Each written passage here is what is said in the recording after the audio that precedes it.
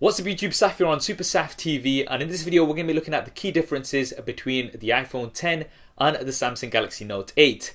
So straight up, why are we comparing the Note 8, which is a large device, to the iPhone 10?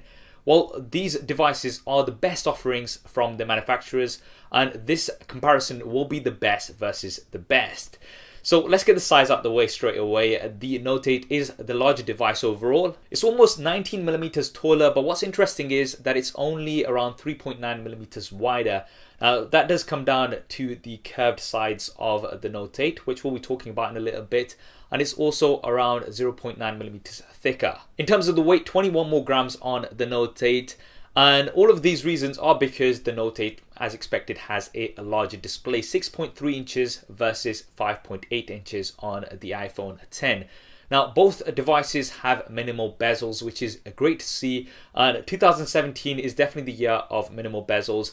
You've got large displays without increasing the size of the bodies too much. And both devices also have OLED technology, which means you're going to be getting vibrant colors as well as deep blacks. Up until now, iPhone's been having LED backlit displays, which are good, but they're never as good as OLED displays. This time we finally have an OLED display, and it's going to be comparable to the Note 8. In terms of resolution, however, the Note 8 does have a higher resolution even with that larger display, so that's 2960 by 1440, and that comes to roughly about 522 ppi. The iPhone 10 has a 2436 by 1125 pixel resolution. Apple always do that with some of these random numbers, which I do not get.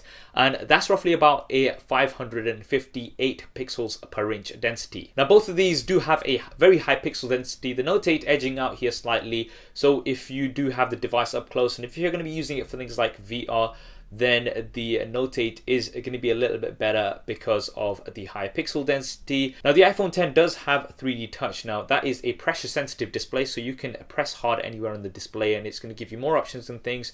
On the Note 8, you only have the home button area, which is pressure sensitive and you can press down hard on. The iPhone 10 now has a swipe up feature to go home. So that's a change here because there is no longer space for a home button. Now, moving on to the builds, they've never been so similar. We've got metal frames with glass panels on the front and back. So both of these very, very premium.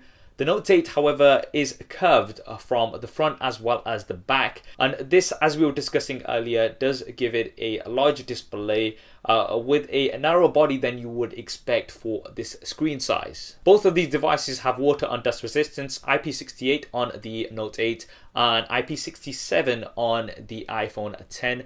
It's great that both of them do have this feature. In terms of colors, you do have some more color options available on the Note 8 compared to that of the iPhone 10. Now, moving on to the internals, the Note 8 has some of the fastest processors available on the Android side. So you've got the Snapdragon 835 or the Exynos 8895 depending on your location, with 6 GB of RAM. The iPhone 10 has Apple's brand new A11 Bionic chip. Now, this is supposed to be very, very fast and efficient, and it also supports augmented reality, which should be really good. It'll be interesting to see how Apple implements this going forward. But in terms of speed differences and things, we are going to have to do some speed tests side by side of both devices to see which one is better. If you guys want to see that, then make sure you have subscribed to the channel. In terms of RAM, we're not sure exactly how much RAM the iPhone 10 currently has. Moving on to storage, the Note 8 comes in 3 different sizes: 64, 128 or 256 GB options. You can expand that storage as well, so you do have a micro SD card slot, which is definitely nice to have. On the iPhone 10, you've got either 64 or 256 GB options. You cannot, however, expand the storage on the iPhone 10, as you've never been able to do on iPhones. So the Note 8 in terms of storage would get the advantage here. Now, moving on to the cameras, things are very similar here in terms of the setup. We've got dual 12 megapixel cameras on both of these, which both support optical image stabilization. And they also work in a similar way, where you're going to get a wide angle camera as well as a telephoto camera, which is going to give you 2 times optical zoom. you've got an f1.7 aperture versus f1.8 on the iPhone 10 when it comes to the wide angle camera, but when it comes to the telephoto camera, both of these have an f2.4 aperture. Both devices also have a feature to blur the background on images. It's called live focus on the Note 8, and on the iPhone 10 it's called portrait mode. Now on the Note 8 you can blur the background after the fact. This is something you can't do on the iPhone 10. However, the iPhone 10 does have a portrait lighting feature, which is going to be in beta initially, and it's going to let you adjust the lighting effect of your images. It looks very promising, and you will be able to adjust the lighting after the fact too. With the Note 8, it does take images from both the wide angle as well as the telephoto camera. This is definitely useful, so you've captured both of those in case you do want to get the wide angle shot too. Now obviously we'll be doing a super SAF style camera comparison as soon as the iPhone 10 is out commercially. And if you want to see that first, then make sure you have subscribed and switch on notifications. Now moving on to video, this is where things get interesting once again. The Note 8 takes some great video. I've done lots of camera tests here on the channel, so definitely do go ahead and check those out. And you've got 4K at 30 frames a second. You've also got slow motion at 720p at 240 frames a second. Now the iPhone 10 actually looks very impressive with 4K at 60 frames a second and 1080p video slow motion at 240 frames a second. Now this looks very, very promising, and I can't wait to test out the iPhone 10 because of the video features that it has. I believe it's the first smartphone with 4K at 60 frames a second. I may be wrong, but it's definitely one of the first, and it looks very, very promising. In terms of the front-facing cameras, the Note 8 has an 8 megapixel front-facing camera with an f1.7 aperture, and it has autofocus with a 1440p video recording. The iPhone 10 has a 7 megapixel front-facing camera with an f2.2 aperture and 1080p video recording, but it's got facial recognition, so this is going to allow you to have a portrait mode, so it's going to blur the background from the front-facing camera as well, and you'll also have the portrait lighting effects too. These will be in beta initially, and that is definitely nice to see. There's also an emoji which is going to track your face and represent emojis to that effect, so if you're into that kind of thing, then that's also there. We'll have to do some detailed camera comparisons between these two to see which one of these takes better selfies, but both here are very, very promising. Now in terms of the operating systems, we've got Android version 7.1.1 with Samsung's Experience skin on top currently on the Note 8. The iPhone 10 is going to come with iOS 11 out of the box.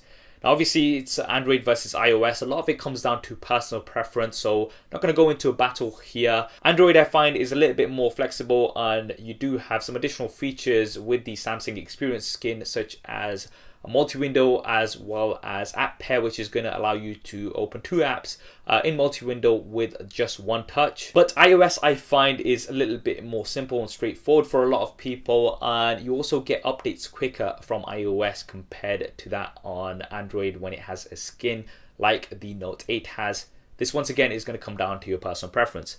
Now let's move on to the additional features that both devices have.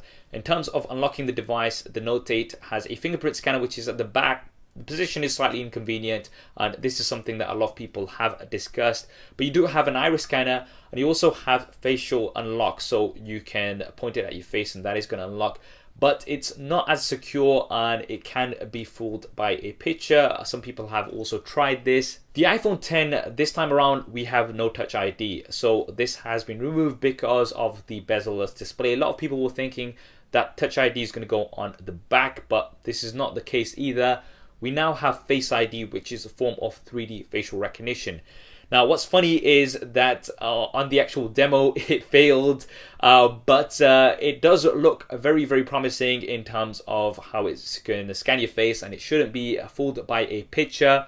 How convenient this is going to be compared to just touching the home button, we'll have to wait and see. But this is supposed to be quite a secure form of facial recognition, so it should work pretty well from what Apple are telling us. Now, the iPhone 10 still has stereo speakers as well, which is great. So one on the earpiece and one at the bottom. So you've got better sound on here compared to the Note 8, which has a single bottom-facing speaker.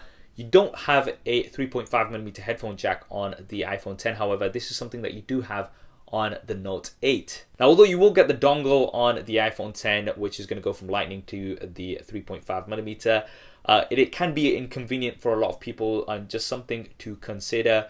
On the Note 8, as well as the 3.5mm headphone jack, you do get AKG earphones out of the box, which do sound pretty good. For the personal assistants, you've got Siri versus Bixby. Now, this would take a bit more of a detailed video in terms of which one of these perform better. I've been playing around with Bixby, and it does allow you to take some deep actions, which I hope Siri will be getting at a later point. The Note 8 does have the S Pen as well. This is a unique feature and not something that you're going to find on many of the devices. It can be very useful. It's got features such as off-screen memo, which is going to let you jot down a quick memo on the display even when it is off, and that's going to stay on there because of the always on display. You've got live translate, so you can hover over things and it's going to translate those in real time, and it's also going to convert currency for you. And generally with the S Pen for signing documents and things like that, this is going to be quite useful. You've got nothing like this on the iPhone side. Now, moving on to the batteries, the Note 8 has a 3300 mAh battery. It supports fast charging as well as fast wireless charging.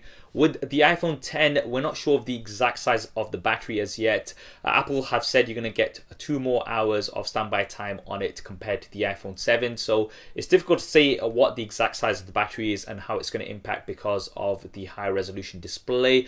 We'll find out what the exact size is once somebody pops open an iPhone 10, which is not going to be anytime soon. But the new thing on the iPhone 10 is that it does support wireless charging. This is the first on the iPhone side, so it's great to see that we now have wireless charging. It also supports fast charging.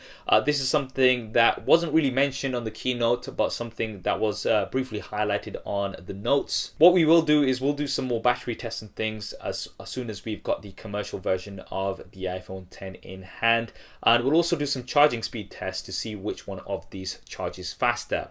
Now finally, let's look at the price. The Note 8, a lot of people were complaining about the price when it was initially announced. So we're looking at $950 in the US or £870 here in the UK. Now this is not going to seem as bad when we look at the prices of the iPhone 10. So for the same base model, 64GB, we're looking at roughly about $1,000 in the US, or even £1,000 here in the UK. Normally in the UK, as you can see on the note, because of exchange rates, the price in the UK is usually slightly less, roughly about 10% less, and this time around Apple have decided to keep it the same price as dollars, so people in the UK like myself are really being screwed over. So this is something that I'm personally quite disappointed about, and it is a very expensive device. If you go for the 256GB model, you're going to be looking at around $1,150 or £1,150. So a very premium but very expensive device here on the iPhone 10.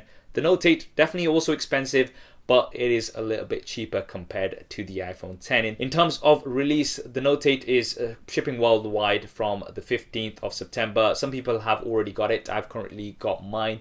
With the iPhone 10, it's going to be available for pre-order from the 27th of October, a day after my birthday. So hopefully I'll get a lot of money for my birthday, because this is definitely going to set me back.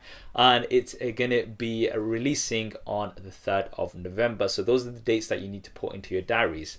So there we have it, guys. The Samsung Galaxy Note 8 versus the iPhone 10 comparison.